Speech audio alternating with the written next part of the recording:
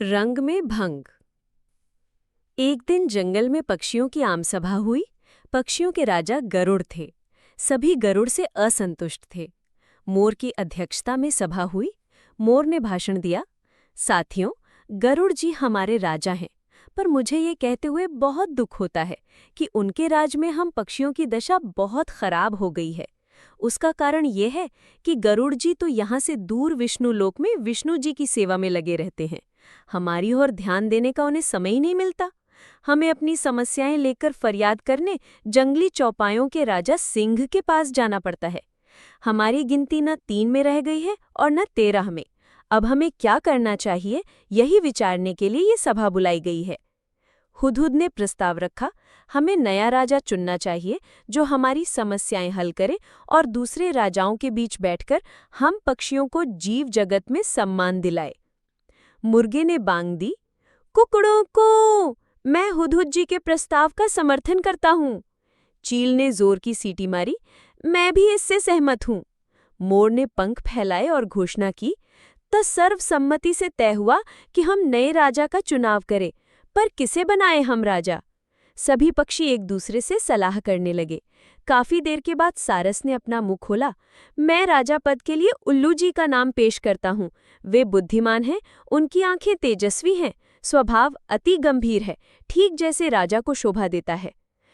Hornbill ने सहमति में सिर हिलाते हुए कहा, सारस जी का सुझाव बहुत दूरदर्शितापूर्ण है।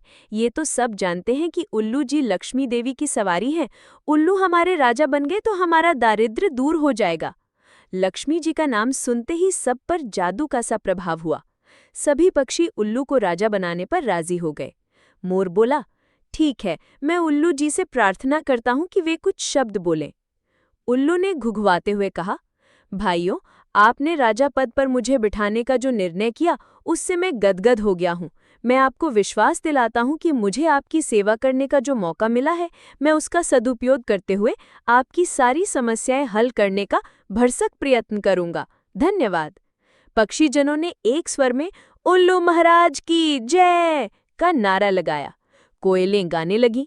चील जाकर कहीं से मनमोहक डिजाइन वाला रेशम का शॉल उठाकर ले आई। उसे एक डाल पर लटकाया गया और उल्लू उस पर विराजमान हुए। कबूतर जाकर कपड़ों के रंग बिरंगी लीरें उठाकर पेड़ की टहनियों पर लटकाकर सजाने लगे। मोरों की टोलियां पेड़ के चारों ओर नाचने लगी।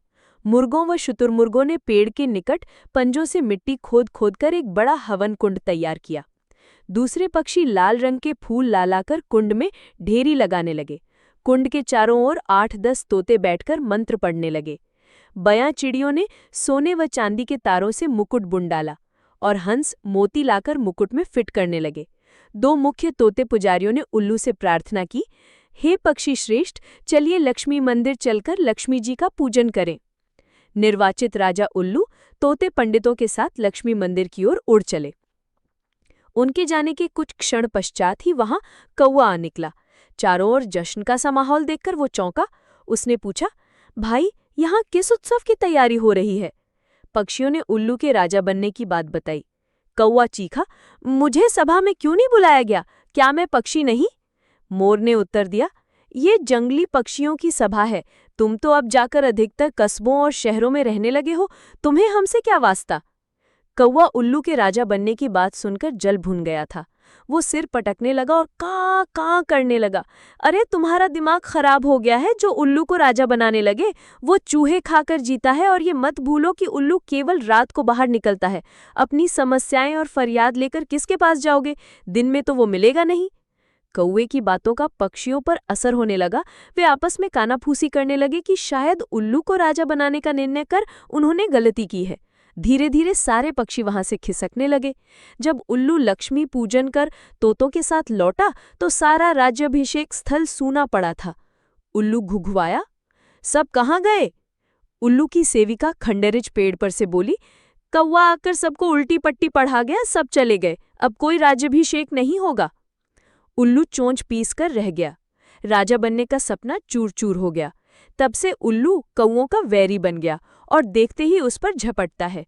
सीख, कईयों में दूसरों के रंग में भंग डालने की आदत होती है और वे उम्र भर की दुश्मनी मोल ले बैठते हैं।